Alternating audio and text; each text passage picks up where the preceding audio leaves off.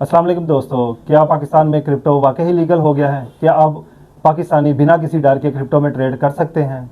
जी बिल्कुल, पाकिस्तानी पार्लियामेंट में virtual asset act 2026 पास कर दिया है, जिसके तहत पाकिस्तान में क्रिप्टो को लीगलाइज कर दिया गया है। इस नए कानून के कुछ सख्त रूल्स हैं, कुछ भारी जुर्माने हैं और कुछ लाइसेंस लेने का तरीकाकार है।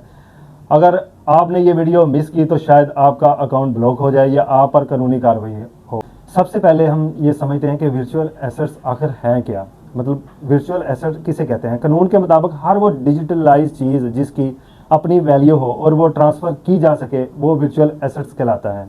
जैसे क्रिप्टो करेंसीज जैसे bitcoin, Ethereum, NFT, digital art और assets and stable coin like जैसे यूएसडीटी वगैरह।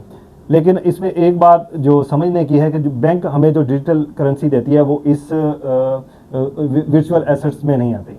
इस एक्ट के तहत जो सबसे बड़ा काम जो हुआ है, पाकिस्तान गवर्नमेंट ने एक अदारा कायम कर दिया हुआ है जो वर्चुअल एसेट रेगुलर अथॉरिटी बना दी गई है, जिसके तहत जितनी भी करेंसीज हैं उनको रेगुलर किया जाएगा, लाइसेंस दिया जाएगा। उनके जो मेन काम है एक्सचेंज को लाइसेंस देना, मार्केट में होने वाली हेरा फेरी को रोकना और जो जितने भी इन्वेस्टर्स हैं बाइनेंस के किसी भी ट्रेड अकाउंट के, उनको सिक्योर उनके पैसों की प्रोटेक्शन करना है। अब ये अथॉरिटी तीन काम कर रही है। क्रिप्टो ट्रेडर जो ब्रोकर्स हैं उनको लाइसेंस दे रही है, बाइनेंस जैसी ऐप्स को रजिस्टर कर रही है। दूसरा कस्टोडियल लाइसेंस दे रही है, एडवाइजरी लाइसेंस दे रही है। एडवाइजरी लाइसेंस से मुराद ये है कि लोग सिग्नल्स ग्रुप बनाते हैं, इस तरह के ग्रुप्स बना के लोगों को ट्रेड के मशवरे देते हैं। अब वो भी इस कानून के तहत रजिस्टर होना ज़रूरी है। इनको रजिस्टर करने के लिए जो रिक्वायरमेंट है, जो डिटेल जो चाहिए होगी, इनकी कंपनी के ऑडिट करवाना होगा, इनकी कंपनी का कैपिटल जो लाखों करोड़ों में भी हो सकता है, ये सारी डिटेल जो इस अथॉरिटी को देनी होगी।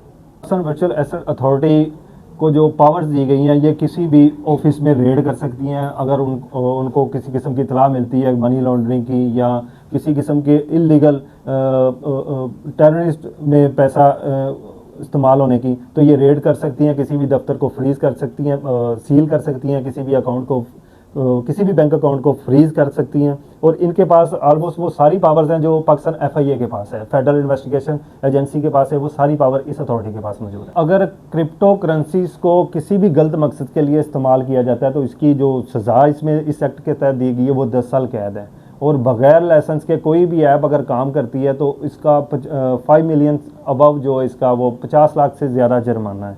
तो इसी तरह अगर आप अपनी होल्डिंग या टैक्स की मालूमात छुपाएं तो इसके ऊपर भी भारी फ़ाइन है। ये पाकिस्तानियों के लिए एक खुशाइन बात है कि पाकिस्तान ने क्रिप्टो करेंसीज की जो जितनी ट्रांजैक्शन है उसे लीगलाइज कर दिया गया है। जितने सिग्नल ग्रुप्स बनते थे उनको पिनलाइज करने के लिए, उनको कानून के दायरे कार में लाने के लिए उनको लाइसेंस दिया जा रहा है। अब अगर कोई भी बंदा ऐसे मुंह उठा के कोई भी सिग्नल ग्रुप बना के किसी के एसेट्स को, किसी की इन्वेस्टमेंट को ख़राब नहीं कर सकेगा। अगर कोई इस तरह करता है तो उसके खिलाफ आप मुतलका अथॉरिटी में कार्रवाई कर सकते हैं। मुतलका अथॉरिटी उसके खिलाफ खुद ब खुद हरकत में आएगी।